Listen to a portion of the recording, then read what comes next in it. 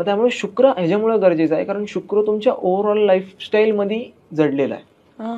प्रेमापासून ते luxury lifestyle पर्यंत, मोठ्या मोठ्या गाड्यांपासून तुम्ही गुची, पराडा जेवढं म्हणताय, या सगळ्या गोष्टी किंवा तुमच्या मेकअपच्या गोष्टी आहेत किंवा आजकाल जेवढे ऍक्टर्स आहेत, जेवढे जण आहेत, तेवढ्या सगळ्यांचा शुक्र प्रभावी असणं महत्वाचं. जर का ते इंडस्ट्रीमध्ये किंवा कुठेही त्यांना प्रभावी झालं किंवा एखादा व्यक्ती ज्याला दाखवायचं की माझ्याकडे लक्झरी लाईफस्टाईल आहे, मी एकदम प्रोफेशनली जगतोय, त्याचा शुक्र 100% प्रभावी असतं, तरच तो चांगला असेल. त्यामुळे शुक्र प्रभावी असणं महत्वाचं आहे, याच्यामुळे की आपण चांगलं राहावं आणि आपल्याला चांगली प्रगती भेटावी. सूर्यनारायण असे ग्रह आहेत की ते आपल्याला मान सन्मान देतात.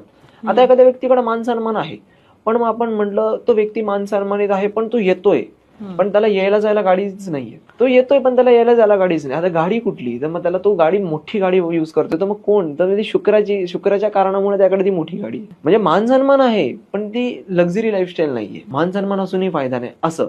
त्यामुळे